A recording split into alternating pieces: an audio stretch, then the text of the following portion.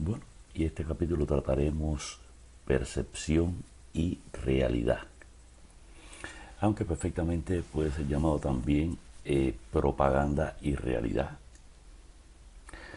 porque es una cosa completamente comprobada, ¿no?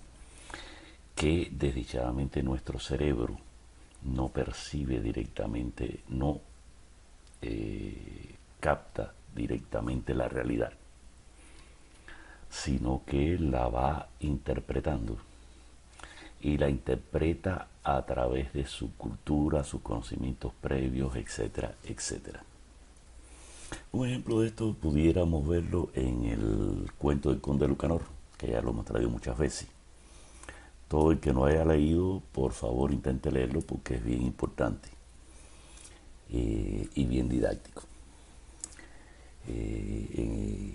En fin, en este cuento lo que voy a narrar es nada más que el final, es decir, el niño que grita el rey está en cuero. Y a pesar de que todo el mundo veía que el rey estaba en cuero, nadie se atrevía a decirlo, porque se les había dicho que todo el que no viera el traje del rey era porque era ladrón o hijo de ladrón.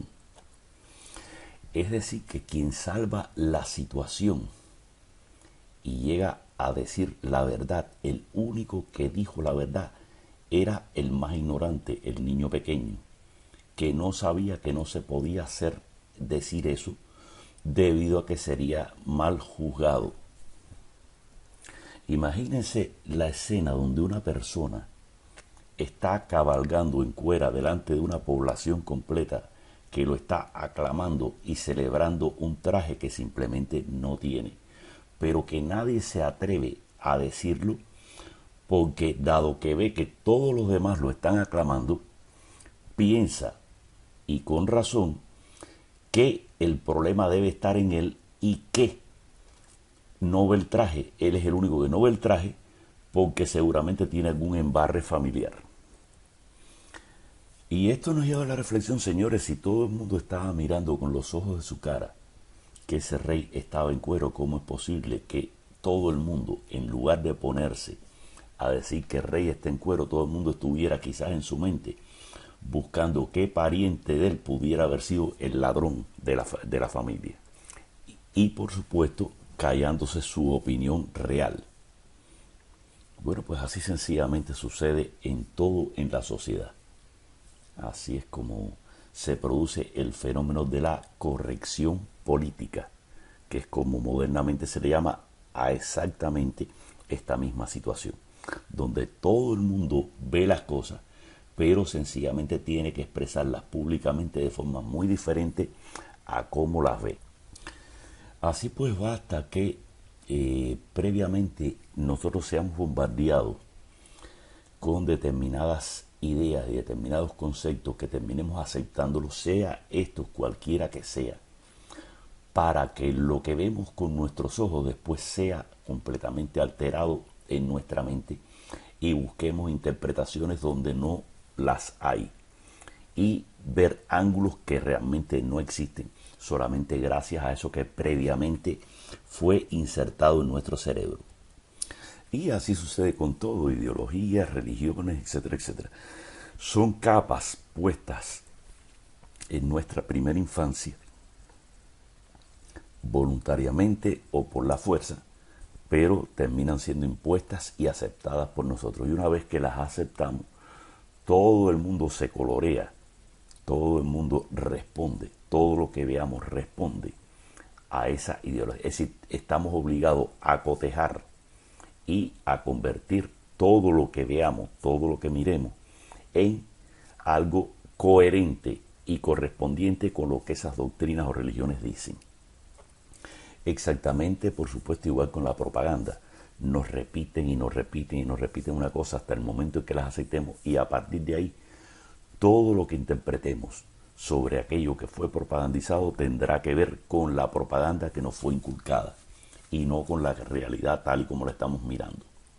Y nada, señores, que tristemente así funciona nuestro cerebro. Es decir, es una máquina más imperfecta de lo que nos damos cuenta. De hecho, el estudio sobre el cerebro comenzó hace milenios. Es decir, el funcionamiento de nuestro razonamiento comenzó hace milenios. Lógica de Aristóteles, estamos hablando de 2000 años atrás. Quién sabe cuánto se perdió en la biblioteca de Alejandría, quizás incluso mucho más preciso que lo que ha llegado hasta nosotros sobre este tema con algunos escritos de la época griega. Y quién sabe cuánto más se perdió por el camino sin haber sido escrito siquiera. Lo cierto es que el tema de cómo funciona el cerebro ha sido investigado por milenios. Y bueno, obras más recientes, ensayos sobre el entendimiento humano de Locke y otros muchos de ese mismo corte. Si digamos que durante cientos de años se efectuó un estudio riguroso y eso lo encauzó fundamentalmente las filosofías que se dedicaron precisamente a eso, la interacción entre la mente y la realidad objetiva. ¿Dónde está el problema? En que todo eso se explicó muy mal en las escuelas siempre, y supongo que deliberadamente, que el plan era pasarles por arriba para que uno lo terminara considerando una estupidez que no valía la pena seguir considerando, a pesar de ser el centro real del universo, de comprender nosotros cuán vulnerables somos, cuán débil es nuestro cerebro debido a todos esos análisis. Pues hubiéramos estado un poco más atentos a la propaganda que recibimos diariamente, a la información, a los bombardeos a través de la televisión que recibimos diariamente, y no seríamos tan ingenuos como nos han convertido. ¿Por qué traigo a colación todo esto? Porque es un tema de actualidad. Estamos viendo cómo existe una prensa completamente manipulada. Estamos viendo cómo todo lo que recibimos nosotros está constantemente distorsionado. Y nada de eso es casual. Es decir, se trata de llenar nuestro cerebro con cosas que al final terminen impidiéndonos ver la realidad. No aclarándonos la realidad, sino impedir verla. Entonces, para ello se nos hace esos bombardeos fabricados por estos grandes medios de comunicación controlados en muy pocas manos. Y una vez que nosotros seamos dominados por esas concepciones, pues todo lo comenzaremos a ver a través de ese prisma y con ese color. No importa, llámese ideología, llámese religión, llámese cultura adquirida en la escuela, que también está completamente y claramente dirigida por determinados elementos. Es decir, lo que recibimos en la escuela no es neutral, se ve que está trabajado. En estos momentos le llaman marxismo cultural a ese tipo de cosas, pero bueno, se puede llamar de cualquier forma y al final sería el resultado igual. Es decir, se nos vende a través de la educación, sobre todo en nuestra primera infancia, un conjunto de ideas que nosotros jamás discutiremos después. Algunas son ideas bien positivas, es decir, todo lo que se enseña de matemáticas es neutral, prácticamente todo lo que se puede enseñar de física es neutral. Y a partir de ahí, bueno, cuando empezamos las ciencias sociales, etcétera, etcétera, ya nada es neutral. Todo está dirigido a que pensemos de determinada forma. En fin, vemos ahora este bombardeo contra Donald Trump a unos meses de las elecciones de noviembre, y nos damos cuenta que se nos quiere fabricar una pared. No estamos diciendo ni que Donald Trump sea el que tenga la razón absoluta ni cosas por el estilo. Estamos diciendo que hay una prensa coordinada con medios de comunicación de todo tipo coordinados y una censura muy dirigida hacia determinado sector para impedir que la otra visión llegue a la población. De una forma o de otra, las cosas espero que no cambien demasiado, debido a que la población, que ya estaba convencida de que lo que dijo Donald Trump es lo cierto, pues no creo que con estas cosas se vaya a dejar engañar. El problema está en la cantidad enorme de personas que siempre ven todo a la ligera, y todo a través de las figuritas y todo a través de los preparados, que son muy eficaces para llegar al inconsciente de la persona y fabricar ideas o pseudo ideas que después distorsionarán la visión que tendremos de la realidad. Nada que decir especial. A este mecanismo se le ha llamado propaganda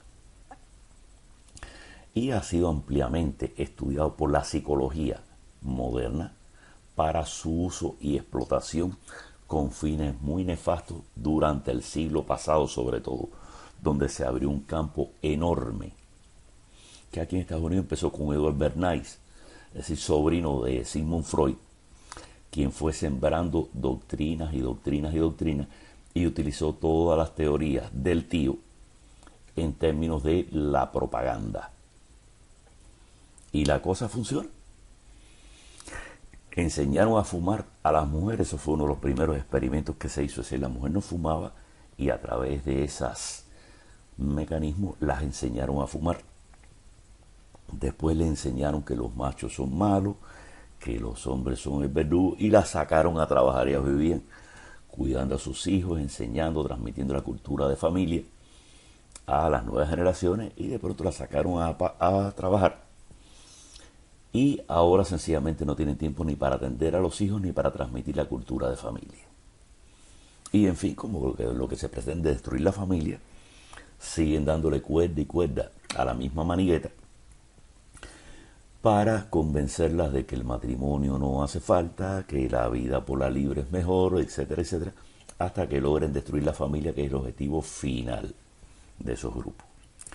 Y todo eso gracias a que, señores, a la maleabilidad de nuestro cerebro.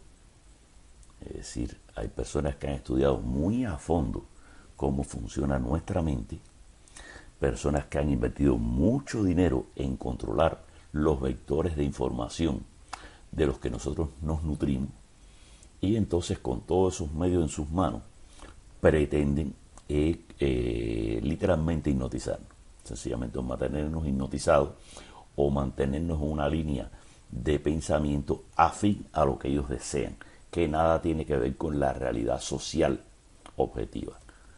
Triste pero cierto, esta gente sabe cómo colarse en las grietas que dejan las imperfecciones de nuestro cerebro y por ahí van infiltrándose para dominarnos desde el punto de vista mental. Así pues, no hay mejor esclavo que el que está convencido que no es esclavo. No hay mejor forma de amarrar a la gente que hacerlos pensar lo que se desea que piensen en lugar de lo que deberían pensar. Y el método está más que elaborado y más que logrado y es más que eficaz.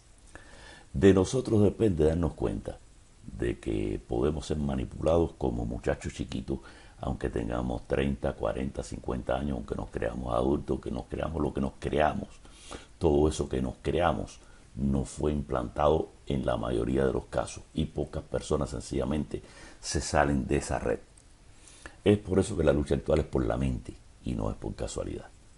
Y lo vemos, vuelvo a repetir, estamos frente a unas elecciones donde el bombardeo de falsedades es infinito. Usted prende un televisor, usted prende la radio y salvo excepciones, todo lo demás da asco y se ve que está completamente manipulado y dirigido por una agenda muy específica que nos lleva a la confusión total y a no entender nada de nada. Y de eso se trata, de aprovechando las grietas de nuestro cerebro, llevarnos hacia donde esas personas con todo el control de los medios masivos quieran llevarnos. Y ese es el objetivo final de todo esto. Y realmente es bien eficaz el método. La cantidad de personas ciegas, adoctrinadas de cualquier forma que sea la doctrina, no importa la que sea, es increíble la cantidad de personas que no responden a sus sentidos de lo que están viendo con sus ojos. Es increíble la cantidad de personas que son arrastradas por corrientes prefabricadas, es increíble, y eso no se puede desconocer. Así pues, esperemos estas elecciones de noviembre a ver quién puede más, si la propaganda masiva, confundiendo a la gente, o las realidades que han ido surgiendo a través de la nueva discursiva política y a través de romper con la corrección política, que es la que nos tiene maniatados de esa forma en este momento. Corrección política ha sido la forma de adoctrinamiento más perfecta que hemos inventado los seres humanos hasta ahora en contra de nosotros mismos.